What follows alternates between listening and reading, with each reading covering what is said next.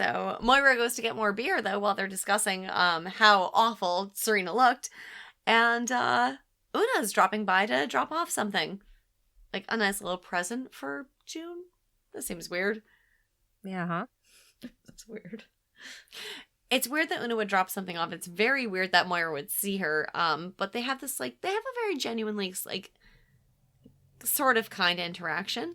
Oona acknowledges that Sarah is not allowed back onto Gilead or anywhere else outside of Canada, and that all of their research has been shut down. And, Moira seems genuinely sad about this.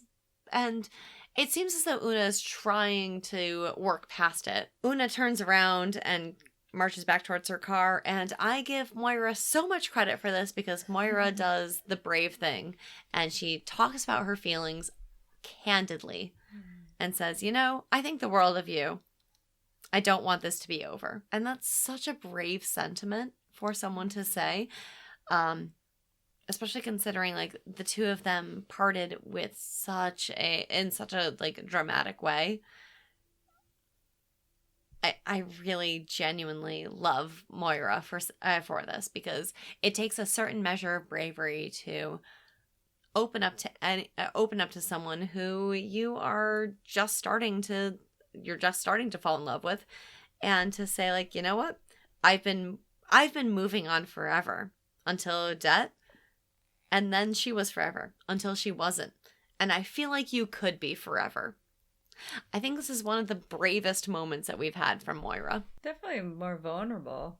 Mm-hmm. Yeah. We don't usually see Moira in vulnerable positions, at least when she's in Canada. In Gilead, there are plenty of them. I don't know if we've definitely seen Moira vulnerable in Gilead, but this is vulnerable with her emotions. And I think, if anything, even in Gilead, when she was vulnerable with her safety, she used her emotions to protect herself. And we don't ever really see her wear her emotions on her sleeve like this.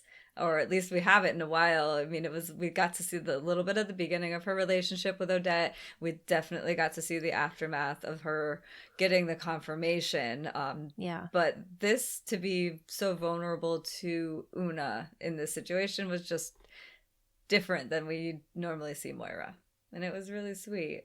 And I really always liked them, and I still really like them. And I like Moira. I liked Oona's response too, of kind of being resolute and like, no, this is over. And then eventually being like, oh, all right, maybe not. Yeah.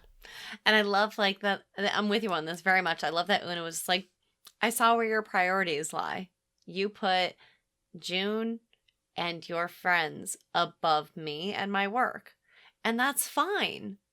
And, like, that understanding of that's where Moira's priorities lie versus that's where Oona's priorities lie. And I don't think, seeing it like that definitely made me appreciate Oona a little bit more, because it wasn't a matter of, like, there was no ill will, there was no resentment. It was just Moira made it abundantly clear at that point that she would always pick June over the greater good. Or at least what Oona saw as the greater good. So that did make me slightly more sympathetic. But I did love that, like, Oona was originally just like, no, we're not going to have the fight. Yeah. And then after hearing Moira say, I feel like you could be forever, softened up a bit and said, okay, let's have that fight. But call me another time. It was a very coquettish way to show that she was open to that conversation. Yeah. Moira is very pleased.